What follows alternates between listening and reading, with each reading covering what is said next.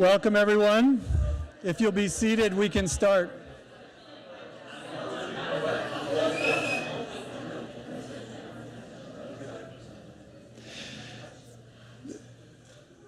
I'm glad we could give everybody a reason to gather on a summer Friday evening.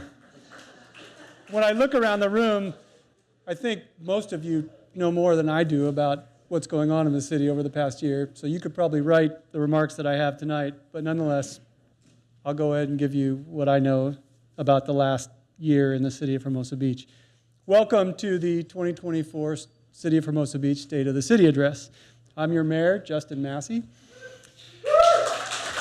Thank you. Thank you for being here, including our city manager and her staff, Mayor Pro Tem Dean Francois, Councilmember Rob Seaman, a whole long list of city commissioners, congressional, legislative, and county representatives, Beach City's Health District representatives, Chamber of Commerce representatives, and LA County Fire representatives. Thank you all for being here.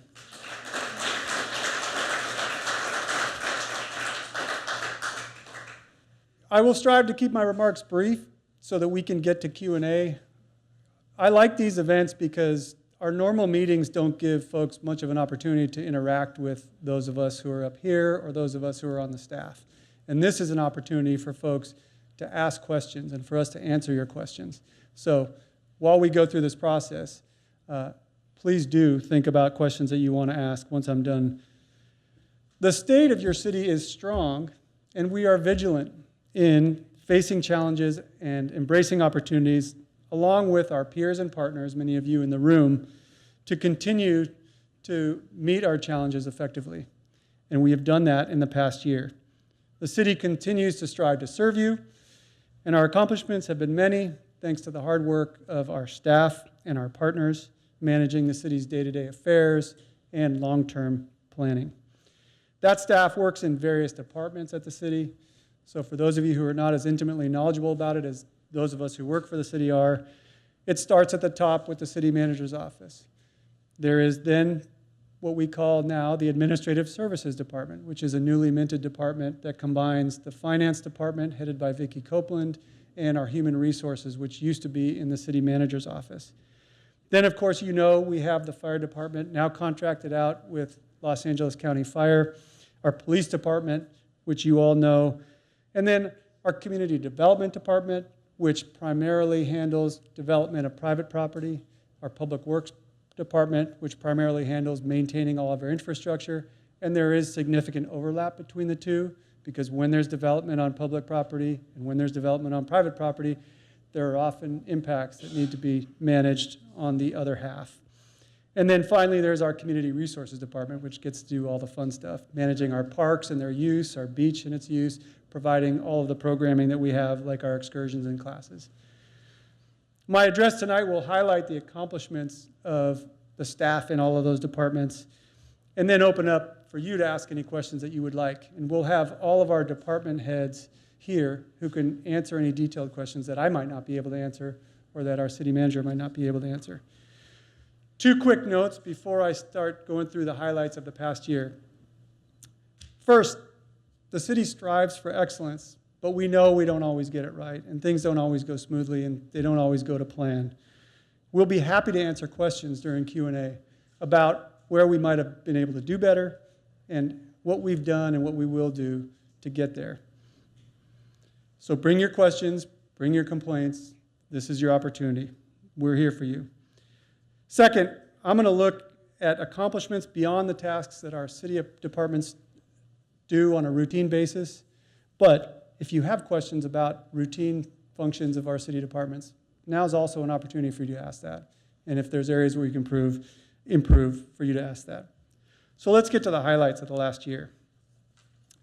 Suja Lowenthal, our city manager, and her staff, which includes our city clerk, Myra Maravilla, have been engaged in a wide variety of the challenges that we face.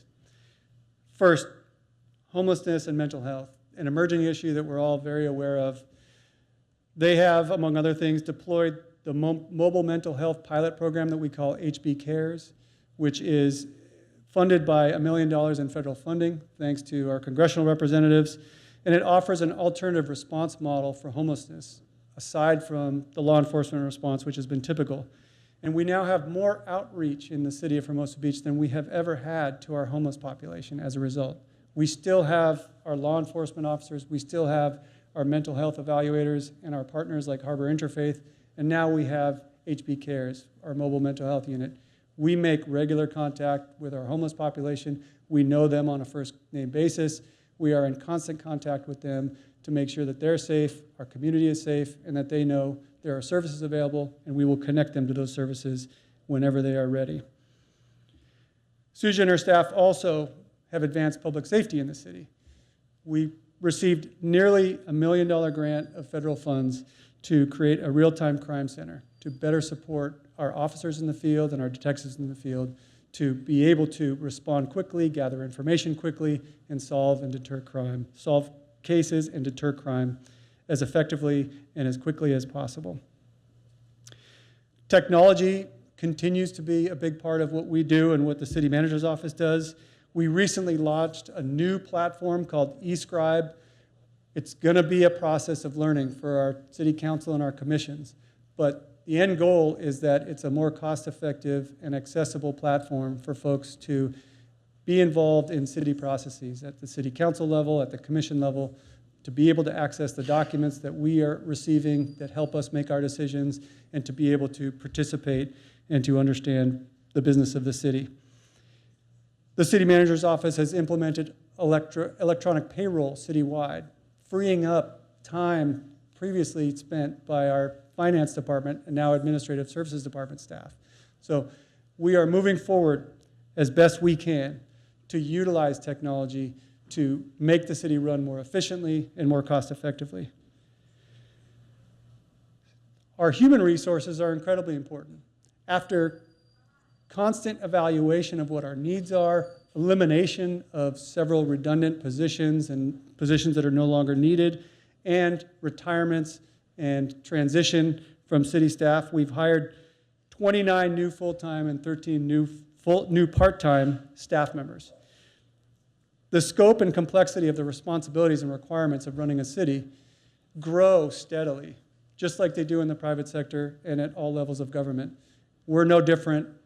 The challenges we face, the responsibilities and requirements we have to meet are unprecedented. This week, I visited with one of our new staff members, a senior engineer named Brandon Araujo. He holds bachelor's and master's degrees from Stanford, and he is an example of the new staff that is a credit to your city.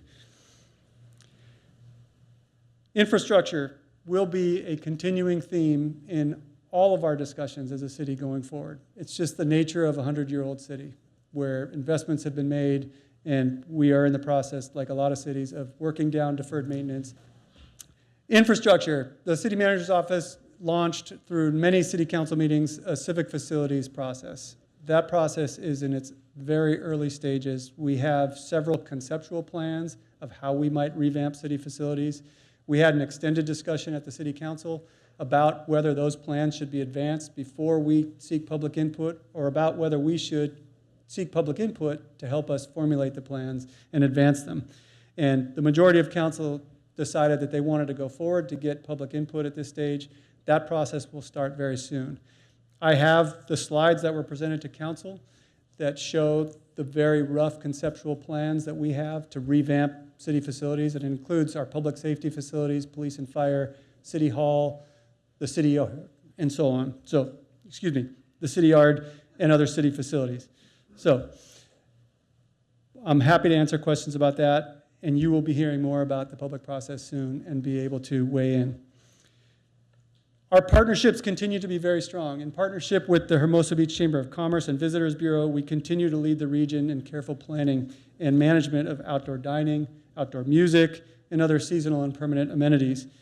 We've partnered with the Beach Cities Health District's Alternative Crisis Response Program to focus more resources on helping folks in need of mental health help. We've supported the Beach Cities Health District's All Cove Center, which provides a place for social and emotional wellness for our kids ages 12 to 25, kids and young adults. Over there, which I encourage you to look at, once I'm done talking and once we're done with Q&A, is just a thank you card from the folks at Alcove for our attendance at one of their conferences recently.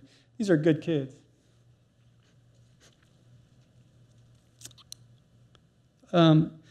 Environmental stewardship has been an important part of what we do. This year, in the past few months, we have switched to the Clean Power Alliance. You may have seen your bills, but otherwise, hopefully, saw no other difference. The Clean Power Alliance has been a switch that we have had in the making for a long time because it requires us to go through a process with the state and to be accepted into the Clean Power Alliance. It is an alliance of the County of Los Angeles, Ventura County, and I think it's now 41 cities in Los Angeles and Ventura counties. We are now the 4th largest electricity generator in the state of California, behind Pacific Gas and Electric, Southern California Edison, and San Diego Gas and Electric only. It is a massive undertaking. I am on the board as your representative for Hermosa Beach. The Clean Power Alliance is now providing you, our Hermosa ratepayers, over 90% of you, 100% renewable energy. That single change in where we buy our electricity has seamlessly and effectively met the city's carbon reduction goals in our general plan, Plan Hermosa, decades ahead of schedule.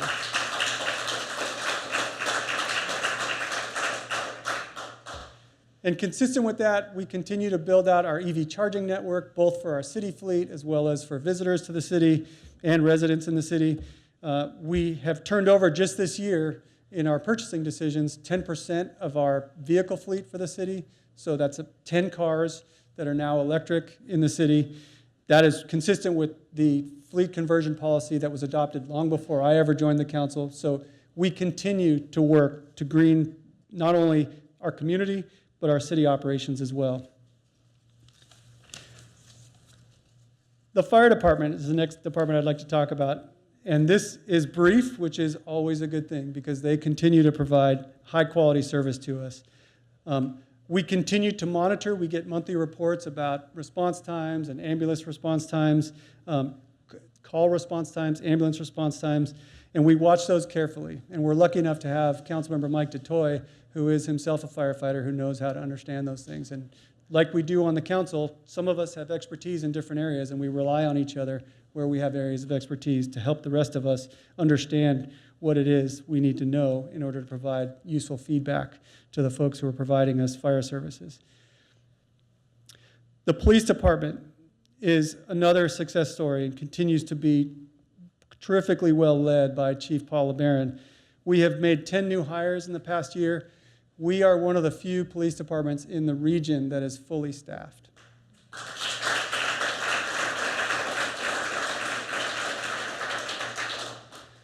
And the performance has followed. The Peace Officers Association of LA County awarded us the Centurion Award for innovation in recruitment, hiring, and retention. Our police chief got the Malloy Award from the California Police Chiefs Association, which is the highest award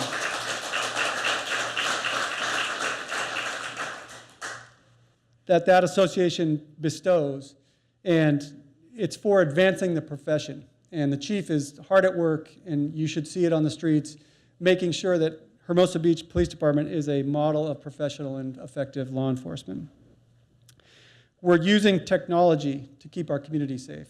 We've installed automated license plate readers. We're using drones. We're using other approaches, old and new, to deter and solve crime. Overall, crime is down in the city by 8.4%. Property crime is down 6.1%.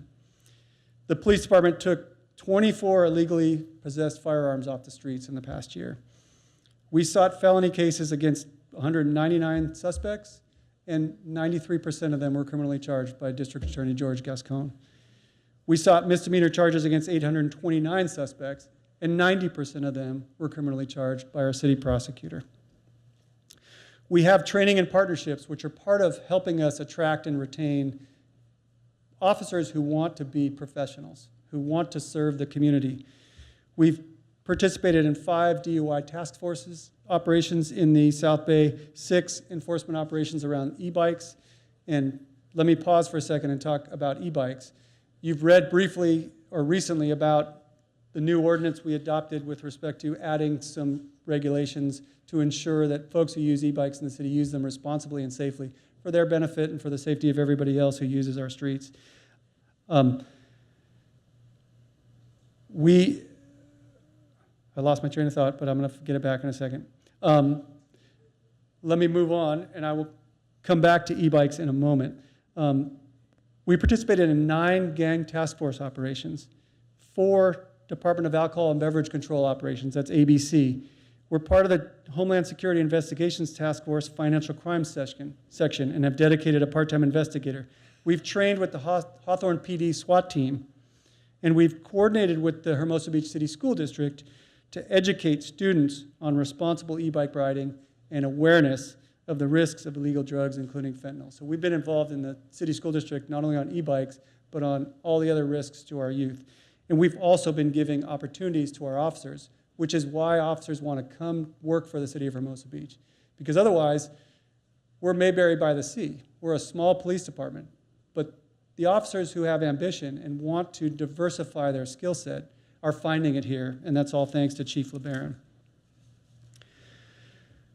Our city clerk's office continues to do a terrific job of managing the council, commissions, running all of the official records and all of the formal parts of running the city and documenting the history of the city as it occurs. They have also been responding to an extraordinarily high number of public records requests from the public, 501 just in the past 10 and a half months. That's almost 50 a month.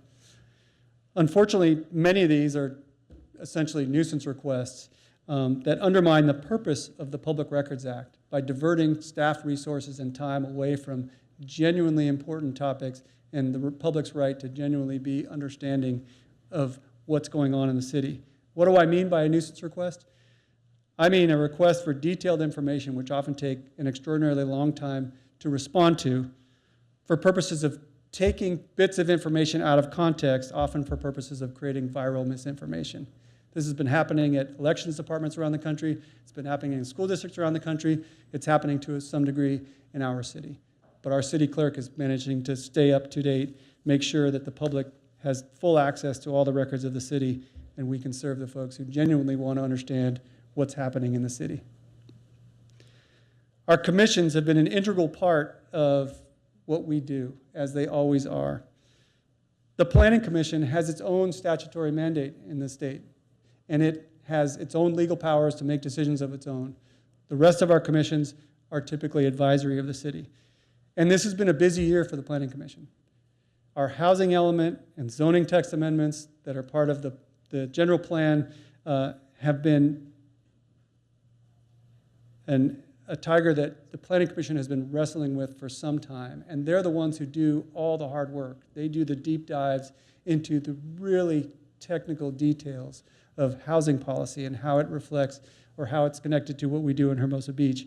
And they've managed to do all of that work. And we have good news to report tonight, which I'll tell you about in a second. The Planning Commission has done a short-term rental zoning text amendment to facilitate enforcement. Enforcement of short-term rentals continues to be a cat and mouse game, an enforcement challenge for the city of Hermosa Beach, just like every other city that's popular for visitors. But our Planning Commission has been part of making it easier for us to enforce against folks who are running illegal short-term rentals. The Planning Commission has been involved in bringing more undersea cables to the city, reviewing CUPs for performance of our food and beverage establishments, and then their regular portfolio of massive amounts of land use applications. We continue to have high levels of development in the city, and that taxes our Planning Commission, but they've been up to the task. Our Public Works Commission helped us primarily on 2 things this year, which were out of their routine.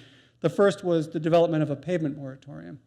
We've had a problem where regional utilities will come in and want to dig up part of our street after we've just paved it. And so we instituted a moratorium that prohibits them from doing that. They know that they have to come to the city. They don't always do it, but now there's a penalty if they do it, and they have to make it right. The Public Works Commission was also integrally involved in our capital improvement program. That's the part of the budget where we get to decide as a city what we're going to invest in terms of our infrastructure. And the Public Works Commission is a key part of that, looking at what the budget is for those projects, looking at what the list of projects is, and how they should be prioritized. Our Parks and Recreation Commission manages a huge workload of special events. We are one of the most popular special event locations in all of Los Angeles County, largely because we own our beach. So folks who want to have events on the beach or near the beach in Hermosa Beach have fewer boxes to check, fewer folks to get permits from when they come to Hermosa Beach, which makes us very popular. The task of managing all that falls largely on the Parks and Recreation Commission. In addition to that, they manage the uses of our parks. They've managed our parks master plan process. We're in the process of developing a master plan about where we want to be in our parks, how we want to invest in them, what the end state is going to be over the next several decades. They've worked on how the Clark building is going to be used and what the fees will be once it's renovated. That's a project that many of you know has been long in the works, has not gone smoothly, but we recently, at our last council meeting this week, approved the contract for the contractor, and work is supposed to start on the renovations this August or September and be done before next Memorial Day. So Clark building will be back in full use very soon. Unfortunately for the Women's Club, who I think has their pancake breakfast in October, we're just going to start construction just before they're able to use it after not having been able to use it for a few years. But I hope they'll be patient and work with us for just another year at the Kiwanis building. And the Parks and Rec Commission has also been reviewing our municipal leases to make sure that all of our city assets are put to their highest and best use. And lastly, but certainly not least, the Civil Service Board this year reviewed and finalized a new set of civil service rules for the city. You may remember Measure U from your ballot in November 2022. Hermosa Beach voters authorized us to repeal our civil service rules, which had been adopted in 1960, and as a result were a bit out of date. And we have since undertaken the task of rewriting them all, and the Civil Service Board has been a key part of that. The commission's worked largely with three departments whose accomplishments I'll now talk to you a bit about. The Community Development Department, the Community Resources Department, and the Public Works Department. The Community Development Department is the one that I want to start with. They have spent time and time and time developing our housing element, which we've had to send to the State Housing and Community Development Department several times before. Just today, I'm happy to report, we got a letter from the State Housing and Community Development Department notifying us that our housing element satisfies state housing law.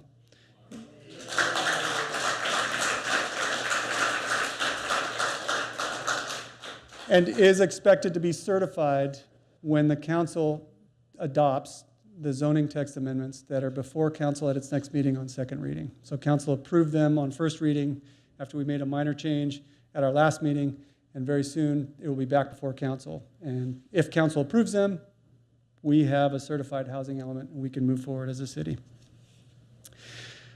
The Community Development Department also developed a groundbreaking land value recapture program. Land value recapture itself is not a groundbreaking concept. It's not widespread in cities, but our program is particularly assertive, I'll call it, in ensuring that when we upzone property, adding value to the portfolio of private property owners in the city, we get the affordable housing back. That was the reason we upzoned that property. So folks who want to develop their property now that it's been upzoned, and we have a sites inventory list which lists, I believe, just over 500 properties in the city. If they want to develop those properties and meet our affordable housing requirements, they don't have to pay the city anything. But if they turn around and develop those properties without providing the kind of affordable housing that was the reason we upzoned their property, they have to give the city back some of the value of their, increased value of their land so that we can put it towards building affordable housing. The Community Development Department issued over 2,000 building permits and inspected over 3,000 buildings. They engaged on 53 short-term vacation rental violations, including both warnings and citations. And I think they're well aware that that is a mountain of a task dealing with short-term vacation rentals for a variety of reasons. Proving violations in addition to catching folks at the time that they're renting folks on a short-term basis. But they continue to work hard to do as efficient and effective a job as they can in rooting out short-term rentals from our residential areas. Next, the Community Resources Department. Lisa's department roughly doubled the offerings at Hermosa 5.0, our senior center, up at the community center. That means more fitness classes and art classes and discussion groups and monthly educational workshops in partnership with the LA County Department of Public Health. So we're meeting the needs of our growing senior population right here in the city of Hermosa Beach, a short walk from where we sit today.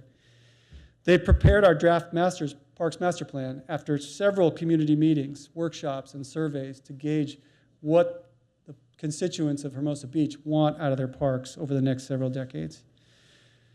They offered up 651 different activities for our residents and visitors in the city, including recreation classes, camps, sports leagues, excursions, with over 8,600 participants. That's almost half the population of the city of Hermosa Beach, just in the past year.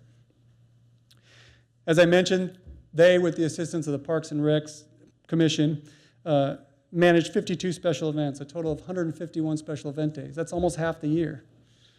It's a lot of work, from big events like the AVP and the LA Rams draft experience to smaller events like the volleyball tournaments that are going on right now, which draw big crowds but might not get the press that some of the bigger events do.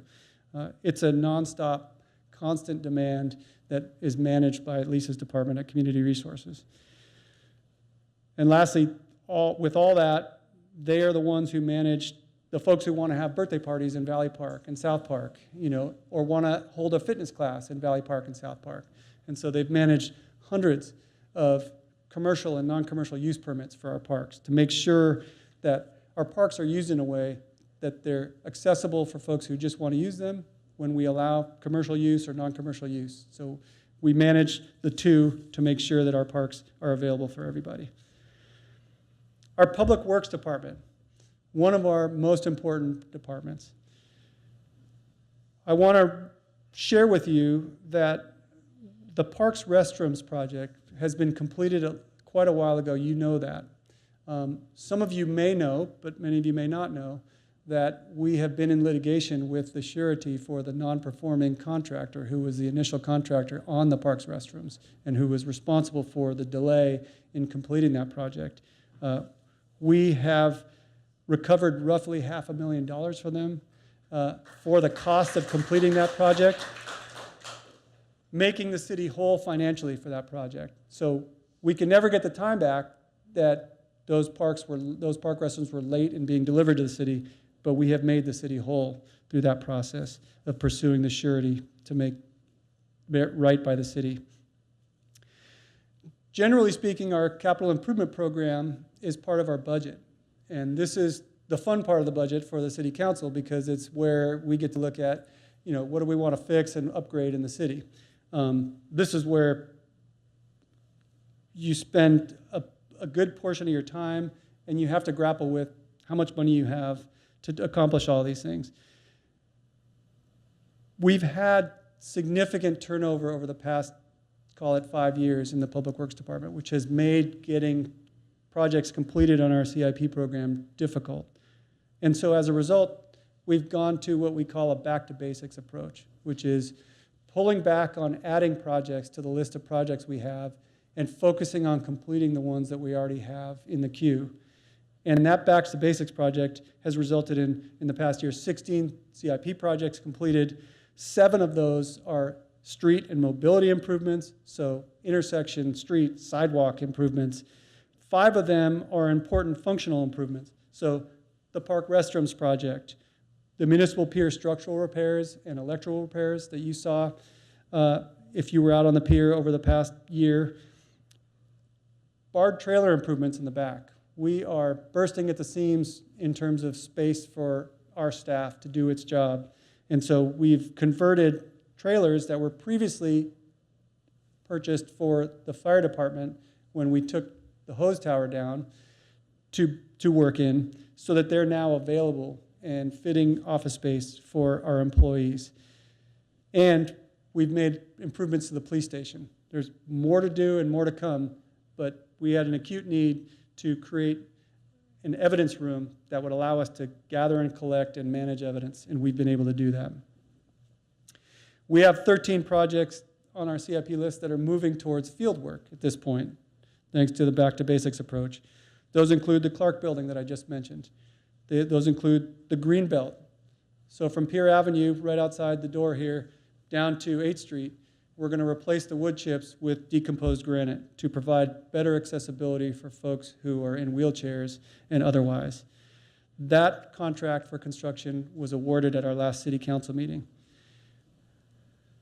We continue in the projects that are moving towards field work to include a great deal of basic infrastructure projects. So we just approved the contract for a whole new round, several $1 million worth of sewer improvements, which will include street repairs, and street repairs in and of themselves.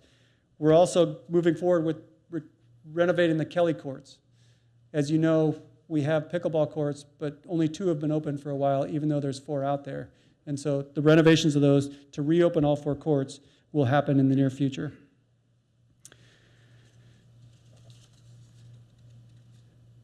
I would like to point out as well that our municipal structural and electrical repairs, our new municipal pier structural and electrical repairs were enabled by $2.3 million in state funds, thanks to our legislative representatives, including Assemblymember Maritsucci and Senator Ben Allen.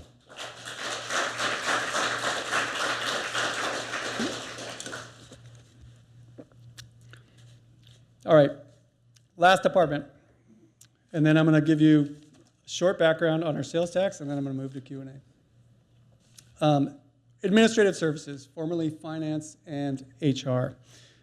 We combined the two, which is consistent with best practices in cities at this day and age, to increase the efficiency and effectiveness of both our financial functions as well as our human resources functions, and combine them into an administrative services department. They, as they always do, the finance portion of that department, helped us balance our budget this year. Our budget this year is $94 million for fiscal year 2024-2025 across all of our funds, including a $64 million operating budget, which is a 2% increase over the last fiscal year, $1 million for debt service, which includes the oil settlement, which we continue to pay down, and $28 million in capital improvement program projects, all while maintaining the rainy day fund for the city at 20%, which is consistent with the guidance of the Government Finance Officers Association, to make sure that should we hit another pothole, so to speak, like the pandemic or another shock to our system and our revenue base, that we will be able to weather that as best we possibly can while being responsible with the way that we use the funds that the taxpayers give us. We moved, with the help of the Finance Department, from ICRMA, which was a group of municipalities, a joint insurance pool, to the California Joint Powers Insurance Authority, another joint insurance pool. What that did was it lowered our insurance costs, and it enabled us to get a lot of staff training to reduce our risk of insurance claims and improve our operations. And all that was done by the Administrative Services Department. And lastly, the Administrative Services Department was the department that changed all of our parking rules because of the many changes to our parking rules that the council has adopted over the past year. So as you may have read in the papers or may have experienced personally, we have changed the rules significantly for residential parking permits, for employee permits, and a number of other things, including the cost of meters and so on and so forth in the city. All of that updating had to be implemented and carried out. Everything from changing signage to changing software to how we process applications. That was done by the Administrative Services Department. I'm sure it had a hiccup or two, but largely a seamless process that was done carefully and thoughtfully by our Administrative Services Department. So, in February, this brings us to my brief final closing remarks regarding the sales tax measure that you will all see on the November ballot. In February, the council placed a 3/4 cent sales tax measure on this November's ballot with a focus on public safety and infrastructure. The measure would increase our sales tax from 9.5% to 10.25%. What's driving this is that across the public and private sector, labor and material costs have risen, and with it, the cost of goods and services. We recently received a request from LA County Fire to renegotiate our fire contract. We declined that request because there are years left on the contract, but negotiation for the next 10-year contract will begin in earnest over the next couple of years. So we expect that to include a discussion of what the cost structure is at LA County Fire. Our city, like cities across the nation, are facing rising costs of facilities and services, compounded for many cities like ours by the high cost of maintaining aging and low-performing infrastructure. Our police department, for example, needs more space to effectively handle not only the increasing technical requirements and capabilities that are needed to handle our day-to-day law enforcement, but also to be able to respond effectively to major events like a natural disaster or like an active shooter situation in the city. We need to upgrade our public safety facilities. I want to show you, I'm going to skip through a whole bunch of slides that I had thought I was going to show you, but I'm not going to show you, but I'll give you a very brief look at them. These are from our budget work. So what I've done is I've pulled out a few of the slides that were presented to the council as part of the budget process. We have a number of capital improvement program projects that are partially funded, and that's part of that list. We also have a number of important capital improvement projects that have yet to be funded. We also have several master plans which relate to our basic infrastructure. So ADA compliance, sewers, storm drains, that will cost us money over the next several years. We also have a goal of exceeding where we are in our pavement condition index, that is the quality of our streets. We're now at 70, as you can see, which ranks towards the upper middle of our peers in the area, and we want that number to move higher. The more deteriorated your streets are, the more expensive they are to replace. That's what this slide shows. We have, just to keep our streets at the pavement condition we want them, about a $900,000 annual shortfall in the costs of maintaining our streets the way that we want them. That's what this slide shows. We also have recurring annual capital improvement program projects, many of them related to maintenance of our basic infrastructure, our streets, our sidewalks, our roadways, our storm drains, our sewers. When you put it all together, you've got a gap between the revenue base we have and what's needed in order to maintain and upgrade our infrastructure to continue to meet the needs of the community. It's been estimated, and this is a preliminary estimate, that gap just for our capital improvement program, that is maintaining our infrastructure, is $5.5 million on an annual basis going forward. This last slide is the 5-year forecast from our Administrative Services Department that was part of our budget for this year. And as you can see, revenue falls short of expenditures in the out years, starting in 2025 and 2026, and then the gap gets bigger and bigger as you go out. The bottom line is we continue to have strong revenue growth in various areas. We continue to have strong transient occupancy tax, even though we have raised that tax once or twice in the past several years. We continue to have strong growth in property tax revenue, which is our primary source of revenue that the city relies upon, which you all know if you know the value of your home. And we have other revenue sources that are staying static or declining. When you look at the whole picture, in order to continue to meet the needs of our community, we believe a sales tax is the right way to go. I will be supporting it. It will generate $3.5 million annually to help us close the gaps that I just talked about.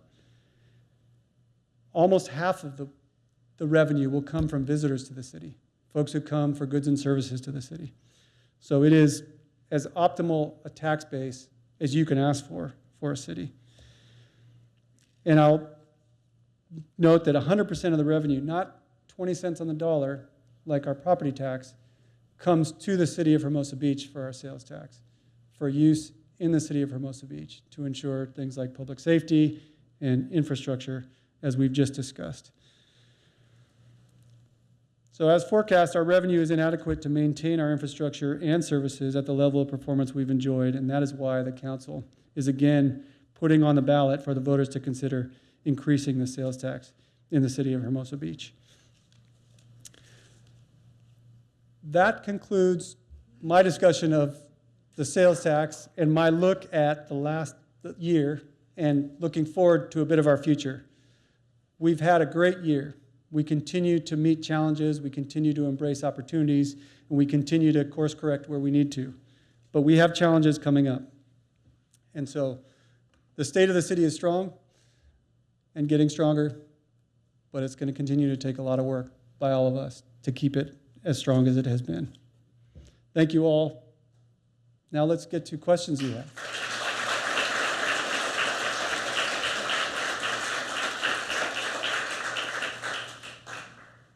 And Ann is bringing up the microphone for anybody who wants questions to make sure that the questions can be heard by the folks who are tuning in online.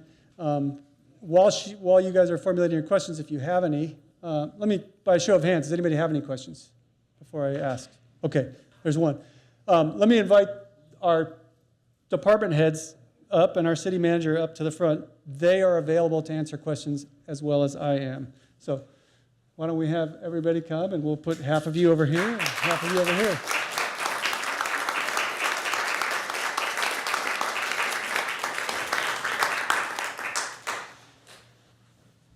On your right, my left, we start with Community Resources Director Lisa Nichols.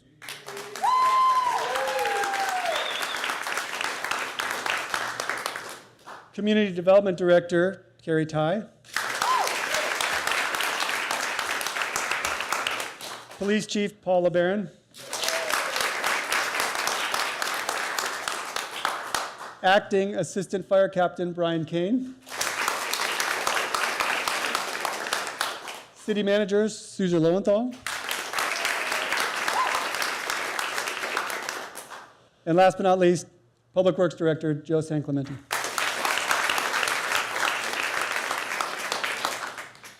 So now's your chance. You get to ask whatever questions you want. We'll do our best to answer them. Do you want to come up, if you would, just so we can make sure we capture your question for folks who are not in the room? Okay, this is kind of high, but Do you want to I'll lower it. That's okay, I got it. I was walking my dog the other day on Bayview and noticed a homeless man who had ski poles and I guess was walking house to house, and someone must have called the police department because they sent out, I think, 2 patrol vehicles, and there was a very impressive female officer that dealt really well with him and asked, who he was, what he was doing, if he wanted shelter. So he said he did, and the HB Cares van came, I guess, about 20 minutes, maybe half an hour later, and took him away. And I'm just kind of wondering, where do they take these people? And, do they get the help they need, or are they going to be out on the street within 24 hours or 48 hours? Thank you. Thank you for the question, an excellent question. I think our city manager is probably best equipped to answer that. So Suji, do you want to come up? Thank you for the question, Elka. So when the van comes out, they do their initial assessment. Depending on the state the individual is in, if the individual is in immediate medical crisis, then that would indicate that they would need medical care. If they are in somewhat stabilized and just need temporary housing, if there is a bed available, that would be the option there. So they are housing navigators and also care and service navigators. And so it just depends on what the assessment is. If you're interested in the outcome of that particular exchange, then we can get the details of time and day from you, and then I can follow up with you. But typically they do that intake and determine in the moment what level of services they need. But typically, if someone says yes to housing, that's actually a huge step. That's not always the case, but so we're very much motivated at that point. I'll just add that for those of you who have followed the U.S. Supreme Court's recent term, Grants Pass was a decision that basically said it is no longer considered cruel and unusual punishment to criminalize sleeping on the street or in your vehicle. With certain qualifications, that is likely an oversimplification. What it did in conventional wisdom is allow cities to once again enforce their anti-camping ordinances. The cities in the South Bay, and I'm the city's representative on the board of directors for the South Bay Cities Council of Governments, have talked about in the run-up to the Grants Pass decision how important it is for all of us to coordinate regionally, because we don't want to just open the floodgates and have cities willy-nilly start to enforce their anti-camping ordinances and start to put people in jail and fill jails up and push people to other cities and so on and so forth. So we are very much part of a regional discussion about how we are going to respond to the Grants Pass decision, how it's going to change the way we approach managing the issue of homelessness in our region. So there's much more to tell there, but nonetheless, in the city of Hermosa Beach, we continue to bring significant resources to the challenge. Other questions? Yes. Do you want to come on up so people can hear you? It's a quick one. E-bikes. Yeah.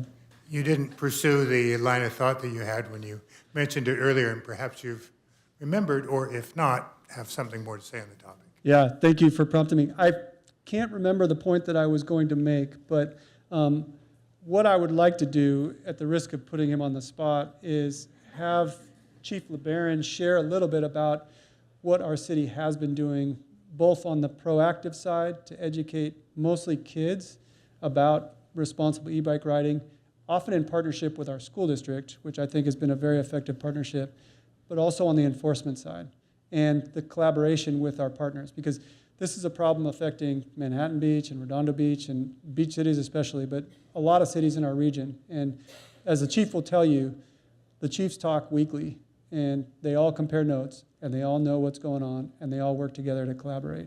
So from the proactive educational side to the enforcement side, Chief LeBaron, would you like to share a little bit about what we've been doing? Thank you. Thanks for the question. I'll just acknowledge that's my trigger word, e-bikes. But that's okay. We're here to answer the tough ones.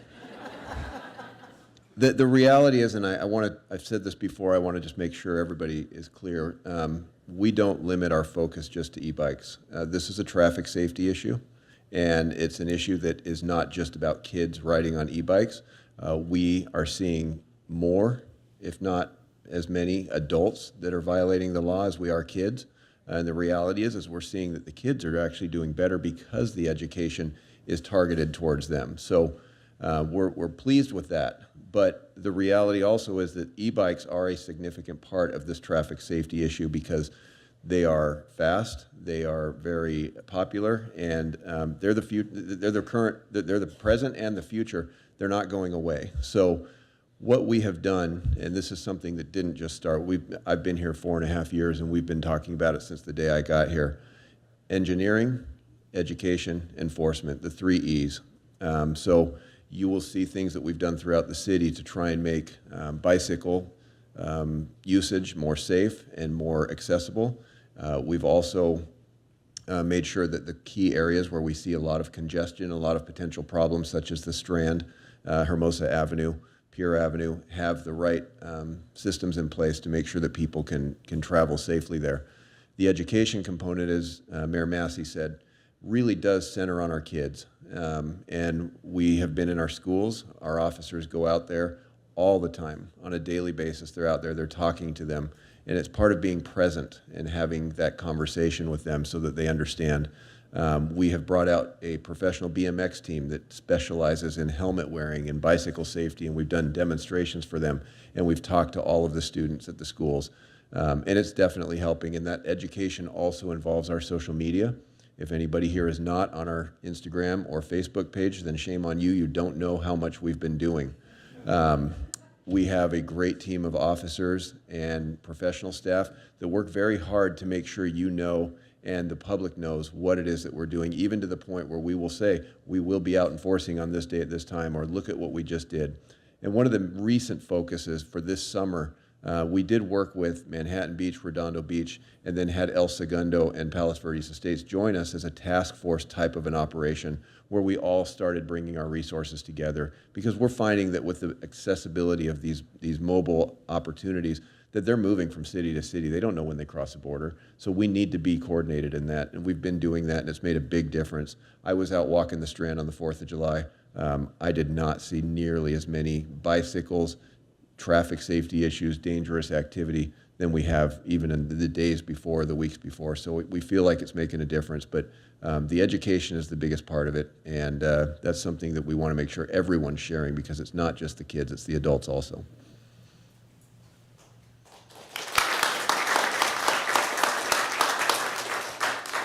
And frankly, that will be a work in progress. I mean, the explosion in popularity of e-bikes is going to mean that we're going to need to continue to devote resources to it. And it's not always going to be perfect. There are going to be kids and adults who are irresponsible riders of e-bikes, but we're going to continue to do what we can to implement all the programs that the chief just talked about.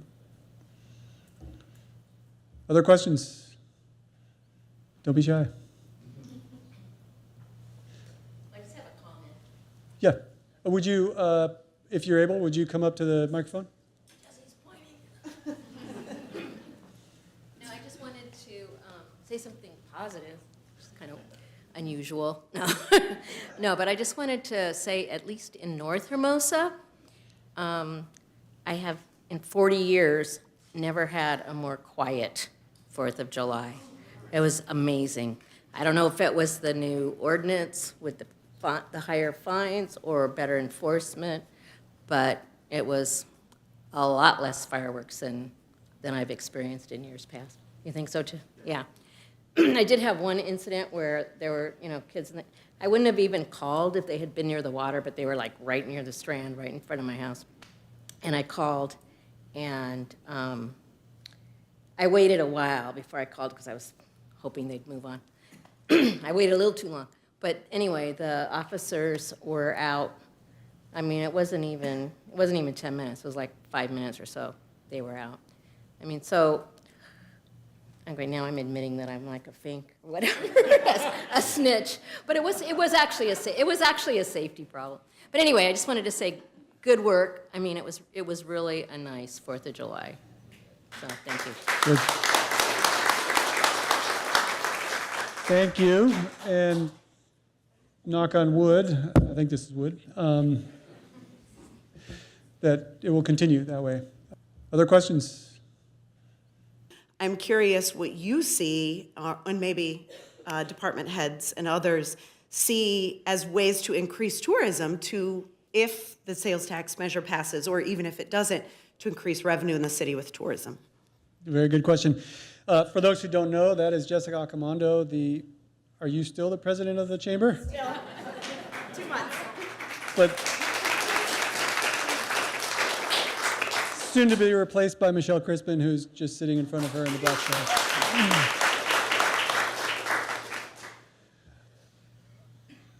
How are we going to increase tourism or increase revenue from visitors? I haven't thought about that in some time. I think there are a number of different things to think about in that conversation, and I'm in a second going to look to the city manager to see if she has any ideas that may have been a product of discussions with you and the business community, because she is typically our point person with the chamber membership. But it's clear to me that there are a lot of people coming through LAX, particularly visitors in the summertime, et cetera, folks on business all year round and otherwise. Most of them go north to Santa Monica, to Venice, to the more famous and well-known places. In many respects, that's great for us because our South Bay beach cities retain their authentic charm in a way that some of the cities north of LAX don't quite do as easily as we do. But at the same time, there's an opportunity there.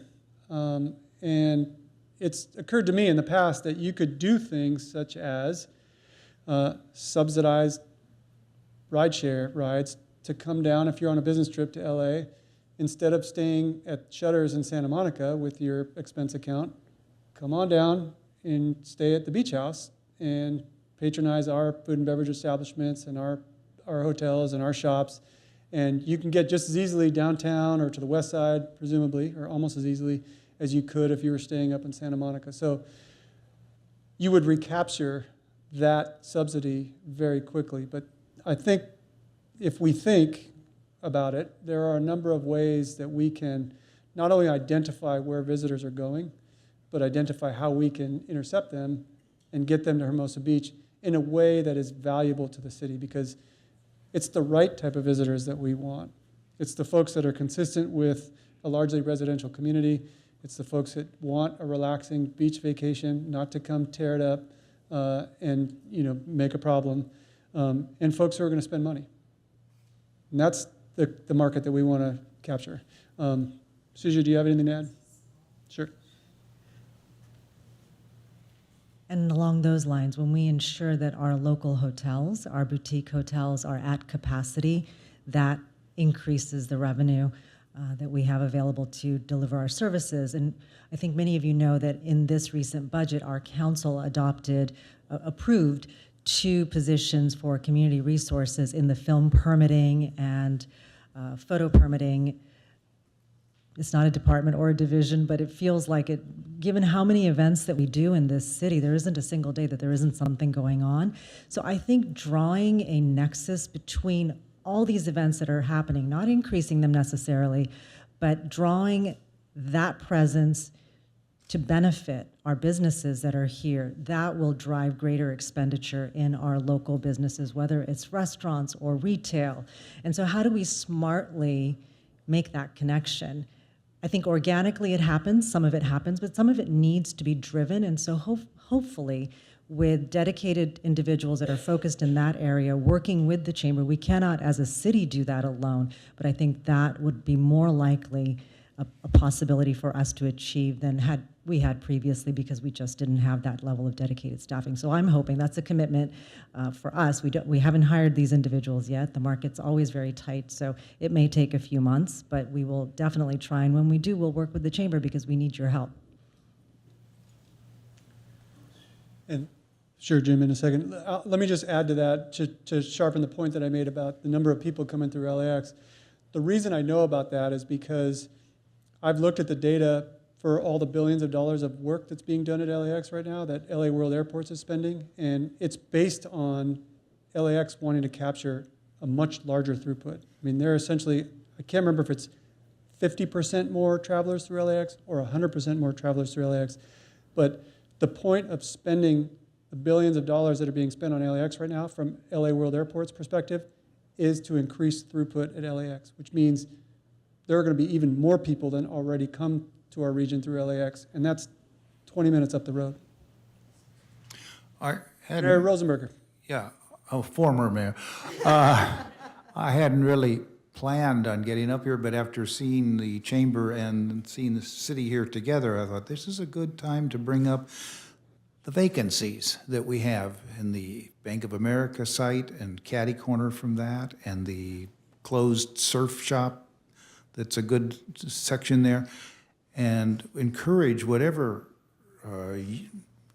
action can be coordinated between the city and the private sector to fill those spaces, because those are some good-sized spaces, and there's actually some others. But you're talking about revenue. There's a good source of revenue, is just having more business and not making us look like, hopefully not a ghost town. Okay?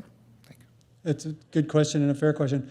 And I may ask Carrie Ty, our Community Development Director, or Suji Lowenthal, our City Manager, to weigh in on this a little bit. But let me make a few comments. It's not going to be news to anybody at the Chamber or to anybody in this room that retail is being disrupted, and especially small town retail. It's a challenging environment for folks. So the fact that the former Becker Surf Shop has stayed vacant, I think is an indicator of the struggle folks are having to make it pencil out to open a certain type of shop at that location of that size. I can share that my approach typically is to get out of the way as much as possible, because I don't think it's much the role of the city to pick winners and losers or to really get involved. Thankfully, we don't have much of a problem with vacancies. I know that there are folks in the community who like to cite them, but on balance, there aren't many. And when I talk to our staff, when a restaurant or a business goes out, there's typically 5 people right behind them looking to test their concept at that space. So we have a ton of demand for retail space. The Becker shop is a particularly large one. I think that may be off the cuff part of the challenge there. I think with respect to Citibank and Bank of America, right down at the head of Pier Plaza at Hermosa and Pier Avenue, those are massive corporations liquidating what were probably lost leaders for a long time. They love that location to have their branding on it because of all the eyeballs that pass that location, but there's probably not that many people going in there actually banking. So what their motivations are in terms of selling those properties, what price point they're listing them at, I think has a lot to do with what the future of those spots will be. With that, let me see if Carrie or Suja have anything that they wish to add to that. Thank you. Good evening, everybody. The Community Development Department is one of the first places that receives a phone call when a business is closing or a vacancy happens. And I can personally tell you that every single one of those vacancies has its own story. There's not one explanation, for example, as to why something stays vacant longer. Well, the one example latest that I've had is, does everybody remember when the McDonald's on Pacific Coast Highway closed? The discussions on the future tenant started immediately after it closed. But that future tenant, I believe, is a major corporation, and just recently started work. In fact, they are in pre-permit activity, and that was the better part of a year, for example. But at no time was there no activity on that, even though it looked like that from the outside. And that's the case with many of the properties. The former Becker's location, that is in discussions. That will be appearing at a planning commission meeting shortly. But the meetings between the department and the real estate representative, for example, happened, I think, a month, maybe 3 weeks after the closure. And the discussions started there. So when you see vacancies that happen for a long time, there's usually a private side reason, a business reason that's happening, be it the lease rate or a good fit. And so I want to say all of that has its own story, but what are we doing as part of the city to help new businesses get settled in new locations? One of the primary initiatives that's going on is the updating of the zoning code. The city's zoning code has gone many decades without a comprehensive update, and there are a lot of processes in there, perhaps, that don't measure up to today's speed and pace of doing business. The other thing we found is when you don't update a zoning ordinance often enough, the uses become antiquated, and then new uses come in and they're not listed. And then you reach a part where there's a special determination needed, and what does that mean? It means more time and more money for somebody looking to start a business. So we are updating the city documents and the city processes to try to streamline those for new businesses coming in as well. And so that's one of the things that the city is doing. The other thing is the city does have on its website guides on how to start a business.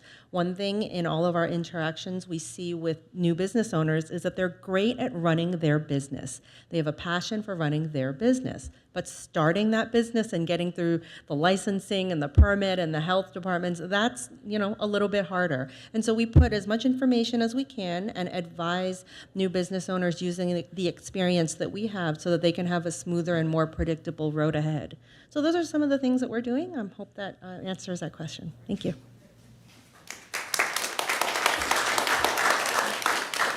Good question. Bob, Commissioner, Civil Board Member. I don't really have a question. It's sort of a follow-up to Jesse's question about how we can maximize tourist dollars here. And your response was to look to the airport, just something that you and I were talking about before the State of the City today, which is to look at one of the things that LA World Airports is doing is spending billions of dollars, as you probably know, on the people mover and the light rail link.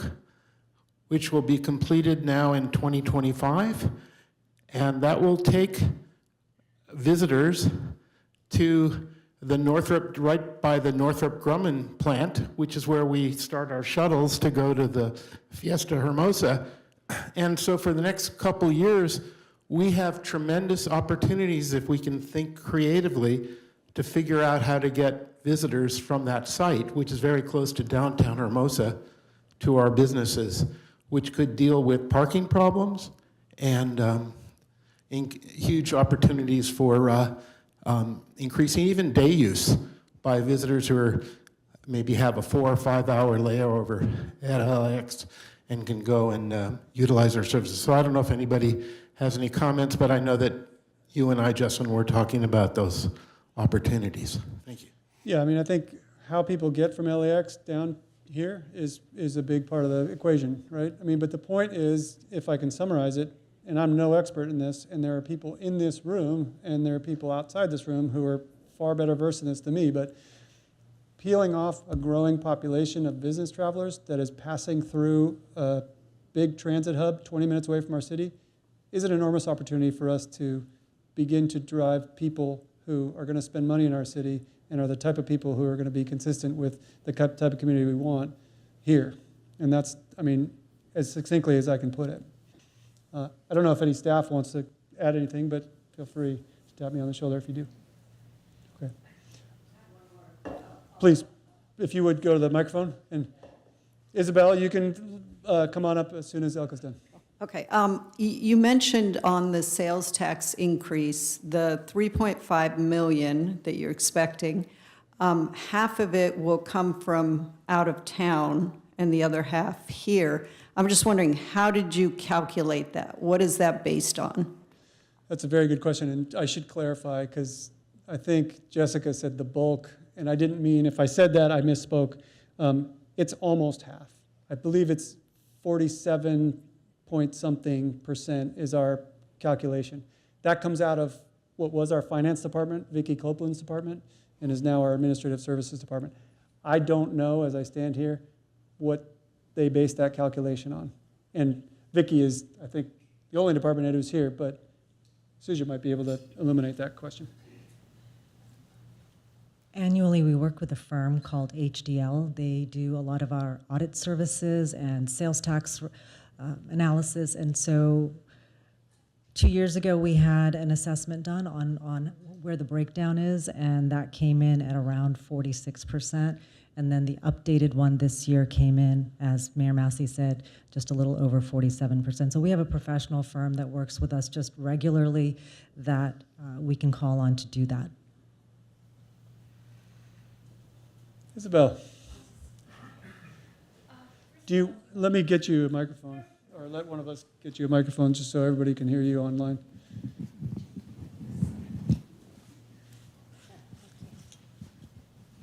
You know how I always have a wish list.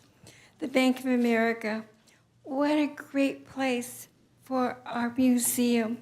If someone could write them a letter to the gods of Bank of America and say, hey, do you need a big write-off? We'll name a museum after Bank of America.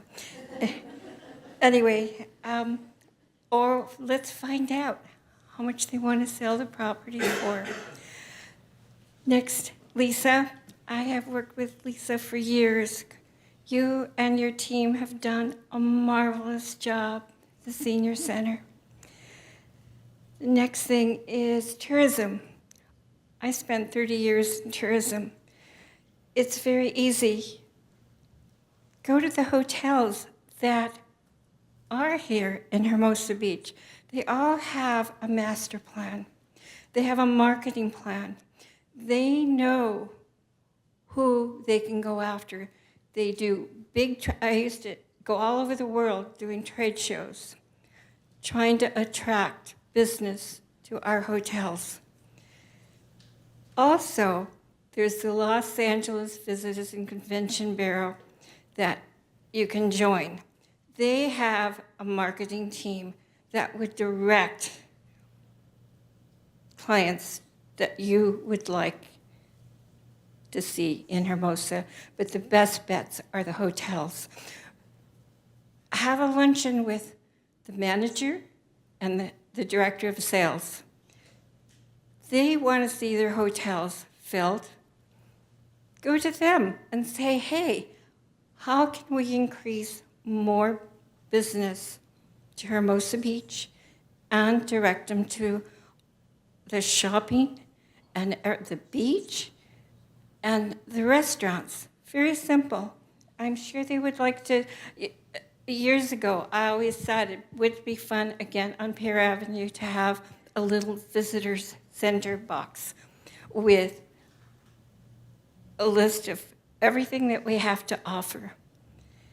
And I know that would take money, but not only that, you have a great team of volunteers, because I see all of us who work at your different events. I'm sure you can get a team to volunteer to have a kiosk. I don't, where is it? It's on. Grab the mic if you would, Jessica. And we'll give it back to you, Isabel, if you have more to say. At 120 Pier Avenue, we're now open 7 days a week. In the kiosk in the middle. Well, there's a fire lane. There's some complexities with that. I'd love that as well. There'd be some investment required in that. But this isn't my show. I just want to let you know we do have a visitors bureau, and it's open 7 days a week. Seen the fun bus that they have? They bring it in to Hermosa. There's a lot that can be done. But again, I think that maybe the city needs to talk and think about joining the LA Visitors and Convention Bureau, and they can give you more direction on how we can get day trippers here. Or even go to the hotels that are neighboring us and say, hey, you know, all the hotels have shuttles. Why don't you shuttle some of your people to our beach for the day? Anyway. Thank you, Elizabeth.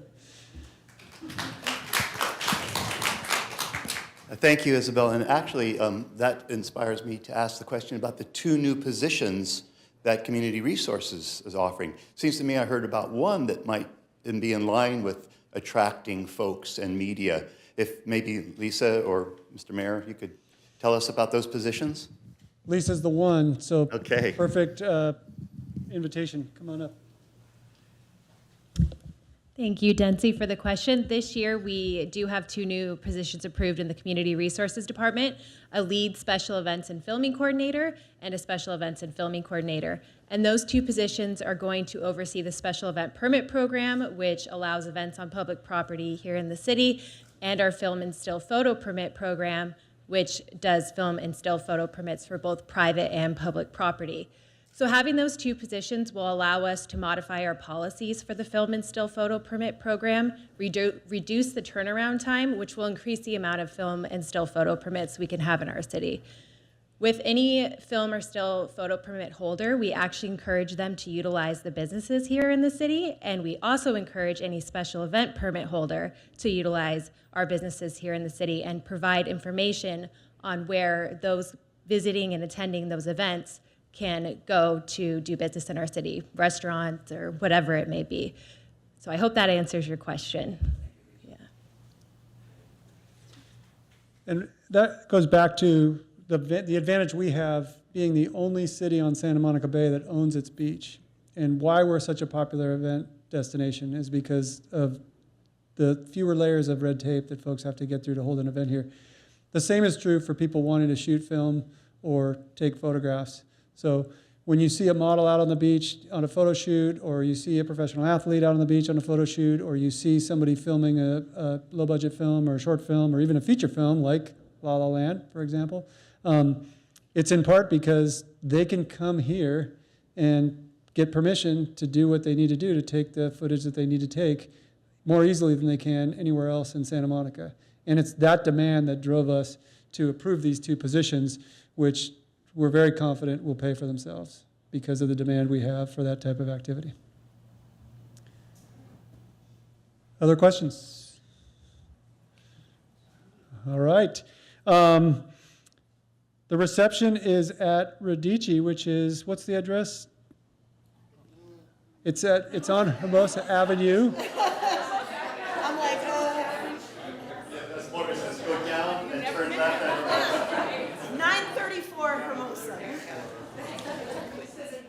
We will see you all. Thank you again for being here, for sharing part of your summer evening with us. You are encouraged to join us at Radici at 934 Hermosa Avenue, where we will be walking in the next few minutes. Thank you all.